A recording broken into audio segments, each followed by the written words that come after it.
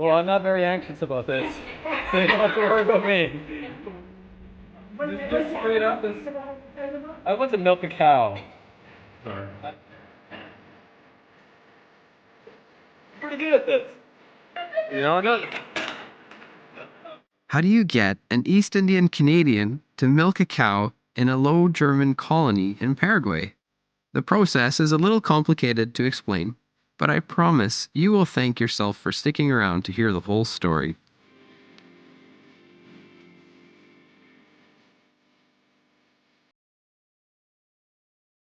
Our story begins at Family Life Network in Winnipeg with our German producers Jacob and Helen Funk. For over a decade, they have been making Bible-based radio programs in both Low and High German for listeners all over the world. Jacob has 2 programs that have Bible teaching and music, and Helen has a program for women and one for children. Now, Helen has taken her radio stories for children and has made a Low German children's Bible storybook with a little artistic help from our friend Girish. After Helen, Girish, and a whole team of editors finished this one-of-a-kind book, we set out to South America to give away as many copies as we could carry. My name is Dave. I came along for the ride as the video guy. Our first destination was Bolivia. This area is densely populated with Low German-speaking Mennonites living in colonies. For many, many years, the perception was that these are the quiet in the land, these are peace-loving people that have a wonderful, idyllic life in the colonies. Little did they realize that inside there was a storm, there was a real crisis. And the world didn't realize until just recently when all these stories surfaced about rape and immorality and alcoholism and drug addiction. There's a people that have, on the surface, appear to have an idyllic life, but underneath, the heart is desperately wicked. It's just like anybody else. People need the Lord, and these people need the Lord. Something Jacob and Helen like to do is meet the people that they are ministering to. They like to spend time with them, hear their stories, and give encouragement and counseling where they can. Girish and I got to meet Eva, a 19-year-old student who left her family in the colony when she became a Christian. Eva and Helen have a very special friendship. Helen has been a huge encouragement and an important part of Eva's life. Eva shared with us some of the things that were going on in her home. Maar één ding wat mij immer schwer wie wat thuis wie passiert. But there was something that was always hard for me. It was what had happened at home. Dat mijn dad had mij niet teruggelaten en ik zag onder mijn jaren wat de gans herin gebleven. It was because my dad hadn't left me alone, and I could see that other girls, that they could remain pure. De ging dat schijn en de vele hadden zich kunnen bevrijden door ons met ons een man te blijven. They were happy and they could get married without having had been with a man. Op een dag kwam daar een vriendin wat mij ermee helpen deed. But one day there was a friend who came who helped me with that. En zij zei dat ik kan dat alle abschrijven wat mij zwaar wie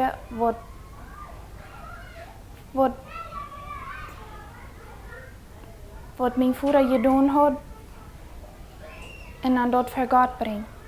She told me that I could write everything down that was hard for me, what my dad had done to me, and I could bring that to God. Aber eins weet ik dat God is mijn vader en hij is immer bij mij en helpt mij immer. But one thing I know is that God is my Father, and He's always with me, and He always helps me. En hij lieft mij zoals ik zie.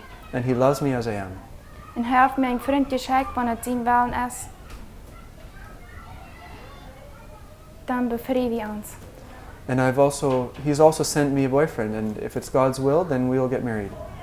Wat Jonah met een lach geschluckt had. Jonah wist dat ik angst gezien. Du kommst zu zijn deuren. Was wij dan sagen?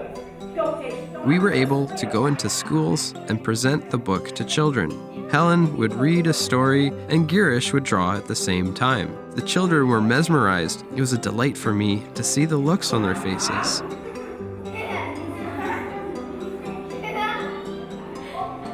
over the airwaves, news was spread that Helen and Jacob were coming to town. I never realized that for the past year I've been working just down the hall from celebrities at Family Life Network.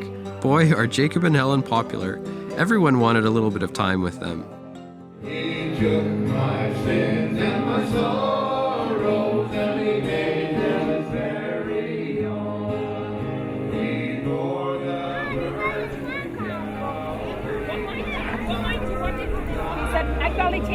We gave away a lot of books that day to many families. We estimate that there were 300 kids swarming Helen and Girish to get their very own treasure. I will never forget that sight. Good to see you. Yeah, indeed. Near the end of the day, we spotted 5 boys who came secretly to the tent meeting from a colony 60 kilometers away. We offered them a ride home to hear why they wanted to come and to better understand where they were coming from. We discovered a few interesting things, like they have radios that are hidden so that they can listen to Jacob and Helen's programs, and that the radios would be burnt if their fathers found them. We learned that they didn't know the name of any countries but their own. They had never heard of a computer, and that they were forbidden to play any sports. Rudy and Wilma, our drivers, did a great job of sharing the gospel with these boys and planned future meetings with them to continue the new friendship. You guys listen to Aunt Helen and Jacob on the radio?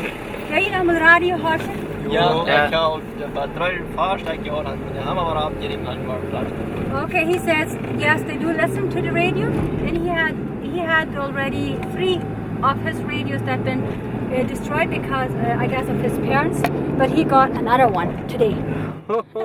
It turns out these boys are from a colony that has made international news. In June of 2011, a father was fined for locking his 21-year-old son into a wooden box for 2 months as a punishment for stealing chickens. We were amazed to find out that 2 of the boys in the car with us are brothers to this victim.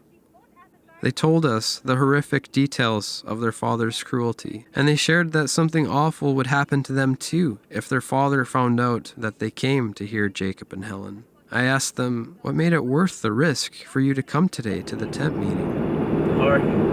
Just to listen. This was staggering for me to hear. You see, I edit Jacob and Helen's radio programs, and we pray every session for those messages to go where the feet can't. Now I was seeing God's answer to our prayers, and I thank God for radio ministry. As we said goodbye, Rudy and Wilma gave them a box of Low German Bibles. They hid them in the grass so that they could find them later, and they promised to secretly give them to people they know that would want them. I realized that day that radio ministry is often the first contact made with people in the colonies. Once that connection gets made, everything changes. A family or individual that decides to follow Christ can expect excommunication and persecution. I was encouraged to see so many ministries working together in Bolivia and Paraguay for the same purpose. And I was honored to see firsthand that Jacob and Helen's programs play an important role in encouraging believers and bringing the lost to Christ. The next place we visited was Paraguay. We visited with friends who air our programs on their radio stations and heard about the follow-up ministries they are doing.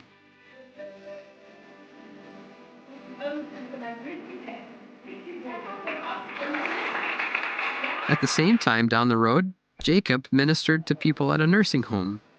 The Funk's ministry really is for the young and old. Jacob and Helen spoke at many churches on this trip, connected with old friends, and made some new ones. We saw some differences in these colonies compared to the colonies in Bolivia. I was filled with hope to see that God can change a whole community. They will turn on the radio. So we find that radio still is a very, very effective tool to use for evangelism. Radio is a powerful tool. It goes where the feet can't, and I'm so proud to say that I helped make those radio programs. I learned too that there are incredible people doing ministry in South America, doing the follow-up work and the counseling required to bring people to health. And finally, I learned that with a little bit of prodding, you can get a city slicker like Girish to milk a cow in a Mennonite colony in Paraguay.